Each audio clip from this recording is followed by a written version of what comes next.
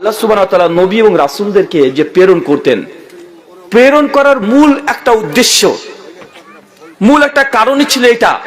সমাজ যখনই সমাজ আল্লাহ সুবহানাহু ওয়া তাআলার যে ওহী, এই ওহীর অপব্যাখ্যা হবে, আল্লাহ সুবহানাহু ওয়া তাআলার আনিত বিধান যেটা আছে এর মধ্যে কোন যদি ভাইরাস ঢুকে যায়, তথা কোনো বিদাত, কুসংস্কার, শিরক যখনই প্রবেশ করেছে, আল্লাহ সুবহানাহু ওয়া তাআলা তখনই নবী এবং রাসূলকে এই পৃথিবীতে প্রেরণ করতেন, যেন আল্লাহ সুবহানাহু ওয়া তাআলার প্রথম মূল যে ধর্ম সেই জায়গাতে ফিরে যেতে পারে। যেমন নবী ইব্রাহিম আলাইহিস সালাম নাম জানা আছে। নবী ইব্রাহিম আলাইহিস সালাম, তার বাবার নাম কি ছিল? আজর। আজর নবী ইব্রাহিমের পিতা হওয়ার পরেও তিনি মূর্তি পূজা করতেন, ওটার বিজনেসও করতেন, ওটার ব্যবসাও করতেন। আল্লাহ সুবহানাহু ওয়া তাআলা এই সময়তেই নবী ইব্রাহিমকে নবুয়ত দিয়ে পৃথিবীতে প্রেরণ করেন এবং তার বাবার সঙ্গে তার দেখবেন অনেকগুলো বাক বিতণ্ড চলছে, যে বাবা তুমি এই পুজো কেন করো, যে নিজে কোনো উপকার করতে পারে না, কারো কোনো ক্ষতি করতে পারে না, বিভিন্ন রকমের আলোচনা চলছেই। সূরা মারিয়াম খুলবেন 45 থেকে একদম 52 নম্বর আয়াত পর্যন্ত এই ঘটনাটা আমরা সকলে জানা আছে। ঠিক একই ভাবে নবী ইব্রাহিমের পরে আরো নবী রাসূল আসছেন, একটা উদ্দেশ্য, পবিত্র কোরআন সূরা নাহল 16 আয়াত 36-এ আল্লাহ সুবহানাহু ওয়া তাআলা এর সংক্ষিপ্ত ভাবে বর্ণনা করে দিয়েছেন। আল্লাহ বলছেন, ওয়া লাকাদ বাআসনা ফি কুল্লি উম্মতি রাসূলান আন ইবুদুল্লাহ ওয়াজতানিবুত তাগুত। যখনই আল্লাহ সুবহানাহু ওয়া তাআলার এই দ্বীনের মধ্যে, ইসলামের মধ্যে, ধর্মের মধ্যে যখন কোন তাগুত মানুষ তাগুতের পূজা করতে শুরু করে দেয়, মানে আল্লাহ সুবহানাহু ওয়া তাআলার আনিত বিধান বাদ দিয়ে, আল্লাহর ইবাদত বাদ দিয়ে, আল্লাহ তাওহীদ রুবুবিয়্যাত, উলুহিয়্যাত, আসমা সিফাতের মধ্যে যখনই কোনো শিরক মিশ্রিত করে ফেলে, তখন আল্লাহ সুবহানাহু ওয়া তাআলা যুগে যুগে আল্লাহ সুবহানাহু ওয়া তাআলা নবী এবং রাসূলকে প্রেরণ করেন। কেন? কারণ আল্লাহ সুবহানাহু ওয়া তাআলার যে তাওহীদ, এটাকে প্রতিষ্ঠিত করতে, ইসলামের যে বিশুদ্ধ রূপ, এই রূপকে প্রতিষ্ঠা করার জন্য আল্লাহ সুবহানাহু ওয়া তাআলা নবী রাসূলকে এইভাবে প্রেরণ করতে থাকেন। আর আল্লাহ সুবহানাহু ওয়া তাআলা এইভাবে অজস্র নবী রাসূল প্রেরণ করেছেন। মিসকাত আল মাসাবি হাদিস নাম্বার 5137, সহিহ ইবনে হিব্বানেও এই হাদিসটা এসেছে। আল্লামা আলবানী রাহিমাহুল্লাহ এই হাদিসের সনদকে হাসান বলেছেন। আল্লাহ নবী বলছেন যে আমার পূর্বে প্রায় 1,24,000 নবী এবং রাসূল এসেছেন। শেখ আলবানী তাহকিক অনুযায়ী এই হাদিস হাসান, তবে হাফেজ জুবাইর আলী জাই এবং ইমাম জাহাবি রাহিমাহুল্লাহ আর অনেক মুহাদ্দিস এই হাদিসের ত্রুটি বর্ণনা করেছে, মানে এই হাদিসকে যায়েফ বলেছে। আমাদেরও কাছে যেটা গ্রহণযোগ্য মত, এই হাদিসটা সহিহ নয়। 1,24,000 নবী রাসূল এসেছেন, এই হাদিসটা সনদের দিক থেকে অথেন্টিক সহিহ নয়। তারপরেও আল্লাহ সুবহানাহু ওয়া তাআলা অজস্র নবী রাসূল পেটে পাঠিয়েছেন একটাই কারণ, শুধুমাত্র দিন ইসলামকে বিশুদ্ধ রূপে রেখে দেওয়া, বিশুদ্ধ রূপ। আর মনে রাখবেন, গোটা বিশ্ব জগতে ইসলাম ধর্ম, মানুষ এই ধর্মের এত আকৃষ্ট হওয়ার মূল কারণ হচ্ছে এটাই, যে ইসলাম হচ্ছে একটা অবিকৃত ধর্ম। 1400 বছর আগে আল্লাহ সুবহানাহু ওয়া তাআলা দিন ইসলামকে, পবিত্র কোরআনুল কারীমকে, নবীর হাদিসকে যেইভাবে দিয়ে গেছেন, আজ পর্যন্ত ওইভাবে অবিকৃত আছে। পবিত্র কোরআনুল কারীমের মধ্যে ভাই বলেন তো কোন এখন পর্যন্ত একটা পৃষ্ঠা হারিয়ে গেছে এমন কিছু ঘটেছে? আমাদের এই মালদা জেলাতে যে কোরআনুল কারীম আপনি পড়ছেন, যেটা হাফস কিরাত, যে কিরাত পড়ছেন, সৌদি আরবে চলে যান, ওখানে একই কিরাত পড়া হচ্ছে। আপনি একদম চলে যান জর্ডানে, ওখানে একই আছে। দক্ষিণ আফ্রিকা চলে যান, একদম যেখানে চলে যাবেন একটাই কোরআনুল কারীম, এবং সমস্ত উম্মত একমত যে কোরআন মাজিদের মধ্যে বিন্দু পরিমাণের সন্দেহ করা করে জায়গা আর নেই। এবং চেক করেন আপনি, চ্যালেঞ্জ পবিত্র কোরআনের একাধিক জায়গাতে আছে। এই যে ইসলাম যে অবিকৃত একটি ধর্ম, এই ধর্মটাই প্রমাণ করে ইসলাম ধর্মের শ্রেষ্ঠত্ব। ইসলাম ধর্ম যে হক, আল্লাহ সুবহানাহু ওয়া তাআলা যে দ্বীন পাঠিয়েছেন এটা হক। আল্লাহ যে বলেছেন, ইন্না নাহনু নাযালনা যিকরা ওয়া ইন্না লাহুল হাফিজুন, আমি এই কোরআনুল কারীমকে অবতীর্ণ করেছি, আমি এর হেফাজত করব। আল্লাহর এই একটা আয়াত আল্লাহ অবতীর্ণ করেছেন 1400 বছর আগে। আজকের দিনেও এই কোরআনের সত্যতা প্রমাণ হচ্ছে কি হচ্ছে না? তাই অনেক অমুসলিম যারা আছে, শুধুমাত্র কোরআনের যে অবিকৃত অবস্থায় এখনো আছে, এটা দেখেই তার ইসলাম ধর্মকে গ্রহণ করার জন্য মূল কারণ তারা পেশ করেছে শুধুমাত্র যে কোরআন মাজিদ এখন পর্যন্ত অবিকৃত আছে। পৃথিবীতে অনেক তো ধর্ম আছে না? হিন্দু ধর্ম আছে। হিন্দু দাদাদের দাবি যে মহাভারতে প্রায় 1 লক্ষ শ্লোক ছিল, কিন্তু বর্তমান মহাভারত দেখেন পাবেন না, 80,000 শ্লোক আছে, 20,000 গায়েব, মানে হারিয়ে গেছে। তার মানে কি? বিকৃত হয়েছে। স্বামী শঙ্করাচার্য আজ থেকে 1000 বছর পূর্বে তিনি বলেছিলেন, শ্রীমদ্ ভাগবত গীতাতে 745 খানা শ্লোক ছিল, কিন্তু বর্তমান শ্রীমদ ভাগবত গীতায় পাওয়া যায় মাত্র 700 খানা শ্লোক, মানে 45 খানা শ্লোক হারিয়ে গেছে। তার মানে বোঝা যাচ্ছে গীতাটাও এটা তো বিকৃত হয়ে গেছে। কেন 45টা শ্লোক নেই? এইভাবে প্রত্যেকটা ধর্মগ্রন্থের মধ্যে স্বামী বিবেকানন্দ তার বাণী ও রচনাবলী 3য় খণ্ডের 19 নম্বর পৃষ্ঠায় তিনি বলেছেন যে বেদ, 4টে বেদের মধ্যে প্রায় 1 লক্ষের উপরে মন্ত্র ছিল, কিন্তু বর্তমান 4 বেদের মন্ত্রের সংখ্যা যদি আপনি গণনা করেন, মন্ত্রের সংখ্যা আছে মাত্র 20,536টা, মানে প্রায় আপনার 79,000 বেদের মন্ত্র এটা হারিয়ে গেছে। এই জন্য স্বামী বিবেকানন্দ বলছেন যে বেদের 80%, 80% হিন্দু ধর্মের মূল ধর্মগ্রন্থ বেদ, এর 80% হারিয়ে গেছে। আল্লাহ সুবহানাহু ওয়া তাআলা কোরআনুল কারীমকে এমন ভাবে হেফাজত করেছে, এই জন্য এটা একটা জীবন্ত মুজিজা। একটা 7 বছর 8 বছর একটা ছেলে গোটা কোরআন মাজিদকে একদম বিসমিল্লাহর বা থেকে মিলান জিন্নাতে ওয়ান্নাসের সিন পর্যন্ত মুখস্থ রাখতে পারে কি পারে না? এটা অলৌকিক, অলৌকিক একটা গ্রন্থ। আপনি দেখেন অন্য একটা গল্পের বই রচনা মুখস্থ করতে বলেন, ও 20 পৃষ্ঠা মুখস্থ করতে পারবে না।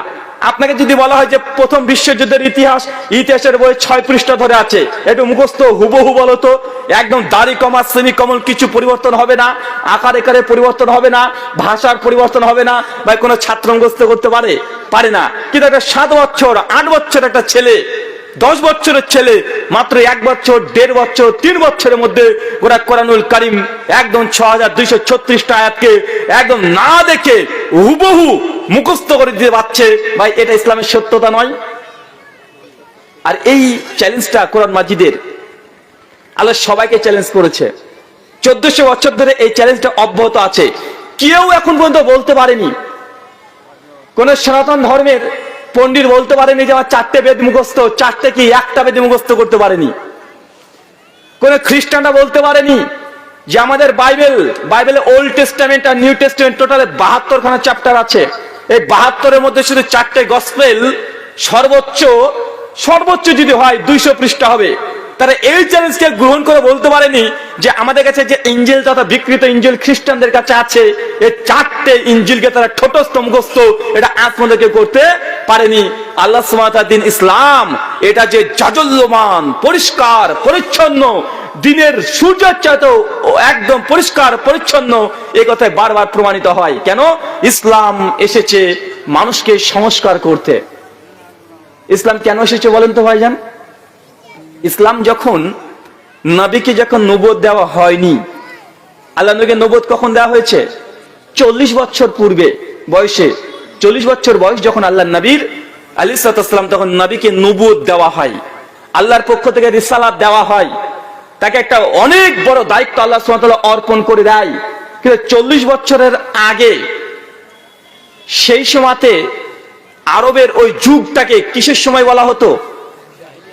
আইয়ামে জাহিলিয়াত, মানে অজ্ঞতার যুগ, বর্বরতার যুগ, সবচেয়ে অজ্ঞতার যুগ সেই সময়টাই ছিল। এই অজ্ঞতাকে দূর করার জন্য আল্লাহ সুবহানাহু ওয়া তাআলা কি পাঠিয়েছেন? কথা বলেন। অজ্ঞতাকে দূর করেছে কিসের মাধ্যমে? অজ্ঞতাকে সংস্কার করা হয়েছে, বর্বরতাকে সংস্কার করা হয়েছে কিসের মাধ্যমে? ইসলামের মাধ্যমে। তার মানে বোঝা যাচ্ছে ইসলাম অজ্ঞতাকে চ্যালেঞ্জ করে সংস্কার করার জন্য এসেছে। মানে গোটা ইসলামটাই সমাজের যত কুসংস্কার আছে, ধর্মীয় যত কুসংস্কার আছে, এর সংস্কার, এর আরেকটা নাম ইসলাম। যখন ইসলাম এসেছে তখন শিক্ষার পরিবর্তন আল্লাহ নবী করে দিয়েছে। যখন ইসলাম এসেছে ধর্মের মধ্যে যত কুসংস্কার শিরক ছিল সবগুলো পরিবর্তন করে দিয়েছে। ইসলাম নতুন অর্থনীতি নিয়ে চলে এসেছে। ইসলাম এসেছে আধ্যাত্মিকতার, আল্লাহকে পাওয়ার আলাদা ব্যাখ্যাতে। মানুষ সেই সময়তে অনেকে এখন পর্যন্ত মনে করে যে স্রষ্টা আল্লাহকে পাওয়ার জন্য আমাদেরকে বিয়ে করা উচিত নয়। আছে না নাই? আছে না ভাইজান? পৃথিবীর অধিকাংশ ধর্মগুলো এখনো বিশ্বাস করে, আজকের দিনও বিশ্বাস করে যে স্রষ্টাকে পাওয়ার জন্য এই দুনিয়াকে ভুলে যাও। দুনিয়ার পেছনে যদি তুমি ছোট, তুই স্রষ্টাকে পাবে না। কেন? দুনিয়ার এই মায়া জলে আবদ্ধ হয়ে গেলে স্রষ্টা বিমুখ হয়ে যাবে। এই জন্য পৃথিবীর সমস্ত ধর্মের অধিকারী যারা আছে, নেতৃবৃন্দ আছে, তারা বলে যে বিয়ে করার দরকার নেই। হিন্দু সমাজে আছে বৈষ্ণবী মতবাদ, যারা বিবাহ করে না এবং মনে করে বিবাহ করলে এই দুনিয়ার ছলে পড়ে যাব, স্রষ্টাকে পাওয়া যাবে না, আধ্যাত্মিকতার জায়গাতে যাওয়া যায় না। এই জন্য বিয়ে করাকে তারা বর্জন করে দিয়েছে। আছে না নাই? খ্রিস্টানরাও আছে, তারা বলে যে জিসাস ক্রাইস্ট তিনি বিয়ে করেননি, অতএব আমরা বিয়ে করব না। বিয়ে করলে ঈশ্বর থেকে আমরা দূরে চলে আসবো। কেন? সংসারের জালে আমরা ফেসে যাব, আমরা আল্লাহ তথা ঈশ্বরকে সময় দিতে পারবো না। ইসলাম এসে সংস্কার করেছেন। কি সংস্কার? আল্লাহ নবী বলছেন, আর নিকাহু মিনাস সুন্নতি ফামান রাগিবান সুন্নতি ফালাইসা মিন্নি, যে বিবাহ করা এটা হচ্ছে আমার সুন্নাত। আর যে ব্যক্তির সামর্থ্য আছে তারপর আমার সুন্নাত থেকে বৈরাগ্য পোষণ করবে, বিয়ে না করে থেকে যাবে, আল্লাহর ওলি হতে চাইবে বিয়ে না করে, মনে করছে যে না আধ্যাত্মিকতা পৌঁছানোর জন্য, আল্লাহকে পাওয়ার জন্য আমি বিয়ে করব না, আল্লাহ নবী বলছেন ফালাইসা মিন্নি, তারা আমাদের দলভুক্ত নয়। এটা হচ্ছে ইসলামের প্রথম কয়েকটা অংশের মধ্যে সমাজকে সংস্কার করার জন্য। কেননা এই যদি বিবাহ যদি না সমাজে হয়, ভাই ব্যভিচারের পথ বাড়বে কি বাড়বে না? ব্যভিচার হবে কি হবে না? ব্যভিচার হবে। বিয়ে যদি না হয় ইফটিজিং বাড়বে কি বাড়বে না? বিয়ে যদি না হয় পরকীয়া যেগুলো আছে আরো বেশি হবে কি হবে না? জারজ সন্তান বেশি জন্মগ্রহণ করবে কি করবে না? এক সময়তে সেই সময়তে রোমানদের মধ্যে যখন খ্রিস্টান সেন্ট পল যখন এসে বিবাহকে হারাম ঘোষণা করে দিল, যে যারা আমাদের চার্চে আসবে তারা বিবাহ করতে পারবে না, কারণ বিবাহ করলে ঈশ্বরের কাছে যাওয়া যায় না। যখনই এই ঘটনা এইভাবে রাষ্ট্রীয়ভাবে তারা ফরমান জারি করেছিল খ্রিস্টানরা, আজ থেকে 800 বছর পূর্বে, সেই সময়তে যখন বিয়ে করা খ্রিস্টানরা ধর্মীয়ভাবে নিজেদের নিষেধ করে নিয়েছিল, কয়েকশো বছর পর ইতিহাস সাক্ষী যে কয়েকশো বছর তাদের গির্জার মধ্যে যতগুলো মেয়েরা থাকতো গির্জার খাদেম হিসাবে আর পাদ্রীদের সঙ্গে অবৈধ সম্পর্ক করে তারা হাজার হাজার লাখ লাখ অবৈধ সন্তানকে তারা প্রসব করে হত্যা পর্যন্ত করে দিয়েছে। ইতিহাস সাক্ষী। অনেকেই আপনি চেক করতে পারেন, অনেক জায়গাতে আল্লাহ সুবহানাহু ওয়া তাআলা দ্বীন ইসলামকে এমন সূক্ষ্মভাবে আল্লাহ সুবহানাহু ওয়া তাআলা কন্ট্রোল করেছে। কেন? কারণ বিবাহ না হলে সমাজের সবচাইতে বেশি ভয়ঙ্কর পরিস্থিতি পরিণত হয়ে যায়। আর ইসলাম প্রথম মানুষের এই জৈবিক যে চাহিদা, এই চাহিদার অধিকার নিয়ে কথা বলেছে। সেই বুখারীতে একটা ঘটনা পাওয়া যায়, 5063 নম্বর হাদিস কিতাবুল নিকার মধ্যে আসছে। 3 জন সাহাবীর ঘটনা। 3 জন সাহাবী এসে আম্মা জানকে জিজ্ঞাসা করছে, আমার নবী কেমন কেমন ইবাদত করতেন বলেন। আম্মা জান মানে আল্লাহ রাসূলের স্ত্রী, এই স্ত্রী কোন স্ত্রী ছিল হাদিসের নাম আসেনি, তিনি বর্ণনা করছেন এই আমার নবী আমল করতেন। সাহাবী 3 জনের মধ্যে 3 জনই ভাবছেন যে আল্লাহর নবী তো নবী, তিনি এই কয়েকটা আমল করতেন, এই কয়েকটা আমল, তিনি তো নবী, কোথায় আল্লাহর নবী আর কোথায় আমরা? অতএব আমাদের এই কয়েকটা আমল করলে হবে না, আমাদেরকে আরো বেশি বেশি আমল করতে হবে। মানে তাদেরও একটা চিন্তা ছিল যে আল্লাহকে পাওয়ার জন্য দিন রাত 24 ঘন্টা ইবাদতে মগ্ন থাকতে হবে। আর ইবাদত বলতে গুটি কয়েক আদেশ নিষেধ যেগুলো আছে এগুলো করতে হবে। 3 জনের মধ্যে একজন বলেছিল যে আমি কখনো বিবাহই করব না। ভাই হাদিসের মধ্যে জানা আছে না, আমি বিবাহই করব না। আল্লাহ নবী এই কথাকে মেনে নেয়নি। আল্লাহ নবী তারপরে বলেছিলেন ফামান রাগিবান সুন্নতি ফালাইসা মিন্নি, যে ব্যক্তি আমার সুন্নাতকে পরিত্যাগ করবে সামর্থ্য আছে তারপরেও সে আমাদের দলভুক্ত নয়। এটা হচ্ছে মানুষের যে জৈবিক একটা চাহিদা, মানুষের জৈবিক চাহিদা নিয়ে যে ভ্রান্তির মধ্যে ছিল, এই ভ্রান্তিকে ইসলাম এসে দূর করেছে, যেন জারজ সন্তান সমাজে বেশি বেশি না হয়। কারণ জারজ সন্তান সমাজে বেশি বেশি হলে আল্লাহর পক্ষ থেকে আযাব গজব আসবে কি আসবে না কথা বলেন? এই যে 31st নাইট চলে গেল, 31st নাইট, 1 জানুয়ারি মুসলমানের বাচ্চা কত কি করছে, কত হারাম সম্পর্কে এই 2 দিনের মধ্যে জুড়ে গেছে। কত কোটি কোটি ছেলে মেয়েরা আছে এই 2 দিনে এত হারাম সম্পর্ক করেছে, কত হারাম সন্তান পর্যন্ত বাচ্চার জন্ম দিবে অথবা হত্যা করে ফেলবে, আপনি কয়েক মাস পরে টের পেয়ে যাবেন। আল্লাহ সুবহানাহু ওয়া তাআলা আমাদের এখান থেকে প্রত্যেককে হেফাজত করে, সকলে পড়ি আল্লাহুম্মা আমিন। 2 নম্বর সমাজ সংস্কার করেছে, মানুষের মানসিক দিক থেকে একটা অধিকার ইসলাম দিয়েছে। মানসিক দিক থেকে মানে মেন্টালিটি সাপোর্ট। এখনো দেখবেন ভারতবর্ষে আছে, কয়েক বছর আগে রিপোর্ট বেরিয়েছিল, কোন এক শূদ্র বর্ণের কোন একটা স্টুডেন্ট ছাত্র, তার শিক্ষক ছিল ব্রাহ্মণ বংশের। ব্রাহ্মণ ওই শিক্ষকের পানির বোতল থেকে তার ছাত্র শুধু পানি পান কজনে পিটিয়ে হত্যা করে দিয়েছে। ভাই দেখেন নাই কেন? কারণ সে উঁচু জাত, এটা নিচু জাত। ভারতবর্ষে 2024 পড়ে গেল, মানুষের মধ্যে এই অহংকার, এই গৌরব এখনো কাজ করে যে আমি ব্রাহ্মণ ও শূদ্র, আমি উঁচু জাত, ও নিচু জাত, আমার বংশে তোমার বংশই, বা আছে না না কথা বলেন, এখনো আছে। ইসলাম প্রথম মানুষের কাছে এসে যে বার্তা দিয়েছিল যে মানুষের মধ্যে কোনো ভেদাভেদ নেই। ইয়া আইয়ুহান নাস, হে মানব সম্প্রদায়, অত্তাকুল্লাহ, আল্লাহকে ভয় করো। আল্লাহ সুবহানাহু ওয়া তাআলা মানুষকে শুধুমাত্র বারবার ডেকেছে মানব সম্প্রদায়, মানব সম্প্রদায় আল্লাহকে ভয় করো। আল্লাহ সুবহানাহু ওয়া তাআলা আমাদের মধ্যে কোন জাতিগত ভেদাভেদ সমস্ত কিছু উড়িয়ে দিয়ে ইসলাম এমন কিছু বিধান দিয়েছে যে মানুষ দাঁড়িয়ে দাঁড়িয়ে দেখেছে যেটা কিভাবে সম্ভব। আপনি এখনই তো বিচার করতে পারেন, এখনো ব্রাহ্মণ শূদ্র ভারতবর্ষে চলছে কি চলছে না? চলছে না ভাইজান? এখনো চলছে।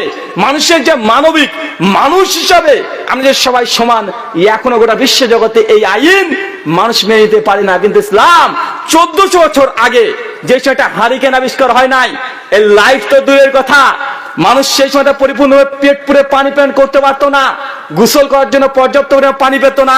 সেই জায়গাতে আল্লাহ নবী সমস্ত মানব জাতিকে ভাই ভাই বানিয়ে দিচ্ছে। এটা কি কম মানুষের যে মেন্টালিটি সাপোর্ট, মানুষের মানবিক মানুষ হিসাবে যে একটা অধিকার, সেই অধিকার আল্লাহ সুবহানাহু ওয়া তাআলা কোরআন মাজিদও দিয়ে দিয়েছে। সূরা বানী ইসরাঈল খুলবেন, সূরা 70 আয়াত 70, আল্লাহ বলছেন লাকাদ কাররামনা ইয়া বানি আদম, নিশ্চয়ই বানি আদম, আদম সন্তানকে আমি মর্যাদা দান করেছি, সম্মানিত করেছি। এটা কোরআনের দাবি, কিন্তু মানুষ মানতো? কথা বলেন। সেই সময়ের কথা দেখা দরকার নেই, আজকের দিনে তো মানুষকে মানুষ হিসেবে মনে করা হয় না। গুজরাটে 23শে ফেব্রুয়ারি 2017 রাত্রি 9:15 একটা শূদ্র, হিন্দু সনাতন ধর্মের শূদ্র ক্যাটাগরির একজন ছেলে বিবাহ করার জন্য একটা ঘোড়ার পিঠে চড়ে বড় গোপ লাগিয়েছে। ঘোড়ার পিঠে চড়ে ওর সব বিয়ে করবে। পাত্রপক্ষে গেছে পাত্রীপক্ষের বাড়িতে, রাস্তাতে বড় বড় যারা ব্রাহ্মণ্যবাদী আছে, ওই শূদ্র ওই ছেলেটাকে রাস্তাতে দাঁড়িয়ে পিটিয়ে মারতে মারতে হত্যা করে ফেলেছে। কেন? অভিযোগ তাদের যে বড় গোপ রাখা এটা ক্ষত্রিয়দের বৈশিষ্ট্য। কাদের কথা বলেন? ক্ষত্রিয়, যা যোদ্ধা সম্প্রদায়। আর ঘোড়ার পিঠে শূদ্ররা চপতে পারবেন, এটা হচ্ছে ক্ষত্রিয়দের সিম্বল। তাই একজন শূদ্র চেপেছে, তার জন্য থেকে হত্যা করে দিয়েছে। আপনার কয়েক হাজার রিপোর্ট দেখানো যাবে। আজকের দিনে এটা প্রতিদিন ঘটছে, এই শুধুমাত্র এই জাতপাতের কারণে। কিন্তু ইসলাম এসে এমন একটা ব্যবস্থা করে দিয়েছে যে প্রত্যেকে মানুষ, তারা মানব হিসাবে তারা একদম সম্মানিত। এই জন্য তো বেলাল হাফসি রাদিয়াল্লাহু তাআলা আনহু নাম শুনেন নাই? আল্লাহ সুবহানাহু ওয়া তাআলা প্রথম মুয়াজ্জিন বানিয়ে দিয়েছে তাকে। একদম কাবার উপরে দাঁড় করে দাও, তুমি আজান দাও। যত ভেদাভেদ আছে মানুষের মধ্যে, উঁচু জাত নিচু জাত, সাদা কালো যা আছে সব ধ্বংস করে দিয়েছে। বিদায় হজ্জের ভাষণ বারবার শুনেছেন, আল্লাহ নবী একটা কথা বিদায় হজ্জের ভাষণে বলে দিয়েছিলেন যে আজকের পর থেকে আরব অনবের চাইতে শ্রেষ্ঠ নয়, আর কালো সাদা পরে শ্রেষ্ঠ নয়। মানুষ যদি কোনো শ্রেষ্ঠত্ব অধিকার হয়ে থাকে, একমাত্র তাকওয়া, আল্লাহ ভীতি। কালো কুৎসিত বেলাল এর পায়ের আওয়াজ আল্লাহ নবী জান্নাতে শুনতে পেয়েছে কি পায় নাই? কথা বলেন, পেয়েছে কি পায় নাই? পেয়েছে। ইসলাম এমন একটা জীবন ব্যবস্থা দিয়ে দিয়েছে যে সম্পর্কের কোনো মূল্য নাই। নবীর সন্তান হলেও জাহান্নামে যেতে পারে, বা আছে না নাই দৃষ্টান্ত? নবীর বাপ হওয়ার পরে জাহান্নামে যেতে পারে। ইসলাম এমন সম্পর্ক 5 পয়সা মূল্য দেয় নাই। ইসলাম শুধুমাত্র মূল্য দিয়েছে ঈমান আর তাকওয়া। এর জন্য আপনাকে অজস্র ঘটনা বলতে পারি, কিন্তু সমাজ সেই সময়তে চলছিল যে অমুক আলেমের বেটা তো আলেম।